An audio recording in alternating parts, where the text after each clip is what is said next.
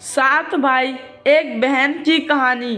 बहन को मारकर खा गए भाई। भाग एक राजा के 7 बेटे और एक बेटी थी जो खुशी खुशी अपना जीवन बिता रहे थे। 7 भाई बहनों में इकलौती छोटी बहन बहुत ही शांत स्वभाव, आज्ञाकारी एवं संस्कारी थी। उनमें सबसे बड़े भाई का विवाह हो चुका था।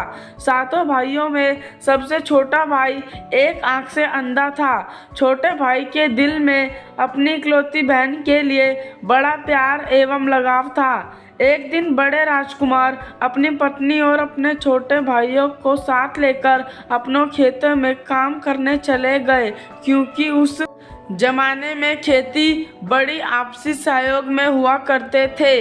सभी लोग खेतों में काम करने जाने से पहले अपनी छोटी बहन को खाना बनाने का आदेश देकर घर से निकलते हैं। सातों राजकुमार की बहन अकेले घर पर खुशी खुशी सबके लिए खाना बनाने के लिए जंगल से सरोटी साग को तोड़कर लाती है और बड़े प्यार से सरोटी साग की सब्जी बनाने से पहले बैठी सब्जी, फल आदि काटने का औजार से साग को काटने लगती है। इसी दौरान वह अपनी उंगली भी काट बैठती है और रक्त की एक तेज धार निकलने लगती है, जिससे उसका पूरा हाथ खून खून हो जाता है। तब राजकुमारी सोचने लगती है कि क्या करूं? अगर घर के दीवार में खून को पोंछती तो भैया लोग देख लेंगे और चिंता करेंगे, और यदि अपने कपड़े से पोंछूंगी तो भाभी खून लगा कपड़ा देखकर माहवारी समझ खाना नहीं खाएगी।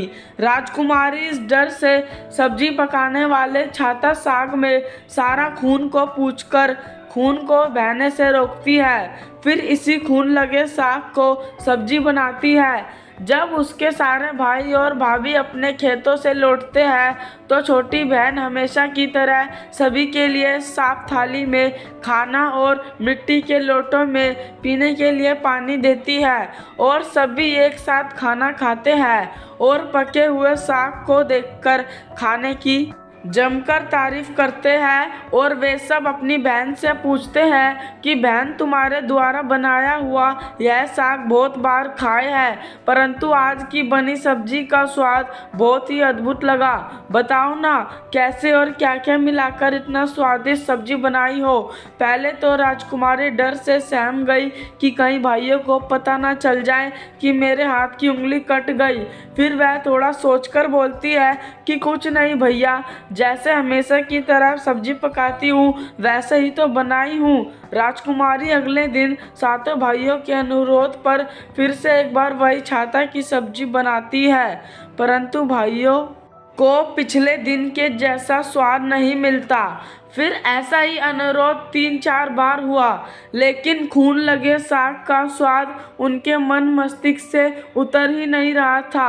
असलियत जानने की जिज्ञासा में सातों भाइयों और भाभी ने उससे उस दिन के खाने बनाने का तरीका जानने का जिद करने लगे। मजबूरन राजकुमारी को सारी घटना बतानी पड़ी। सच्चाई मालूम होने पर पांचवा भाई, जो बहुत ही लालची किस्म का था, उसने बाकी भाइयों से कहा, बहन का खून इतना स्वादिष्ट लगा तो इसका मांस कितना स्वादिष्ट होगा। यह बोलकर सभी भाइयों के बीच चर्चा करने लगते हैं। सबसे छोटे भाई को छोड़कर बाकी भाइयों ने राजकुमारी को मारकर उसका मांस खाने को राजी हो गए थे। मांस खाने की सोचकर उन सभी के मुंह से लार टपकने लगता है। भाइयों के मन में स्वादिष्ट खाने के लिए वह कितना लालची बन गए हैं, इसका आभास राजकुमारी को हो गया कि किस प्रकार उसके भाई उनको मांस खाने की लालसा रखते हैं। एक दिन सातों भाइयों शिकार के बहाने खेलने गए। राजकुमारी को लेकर घने जंगल में लेकर जाते हैं। वहां पूर्व से निर्मित 4 केंद्र के वृक्षों पर बने मचान के नीचे पहुंचते हैं, जिस पर अपनी बहन को यह झूठ बोलकर चढ़ाने के लिए बोलते हैं कि इस मचान पर जंगली जानवर तुम पर हमला नहीं करेंगे। इस प्रकार सातों भाई अपनी बहन को मचान पर बैठाकर अपना अपना धनुष लेकर शिकार करने का ढोंग करके चले जाते हैं। तब राजकुमारी को पूरा आभास हो चुका था कि आज उसका आखिरी दिन है, लेकिन वह चाहती थी कि उनके भाइयों की इच्छा पूर्ण हो, इसलिए भी वह मचान में जाकर बैठ जाती है। बाकी कहानी अगले भाग में देखें। भाग 2।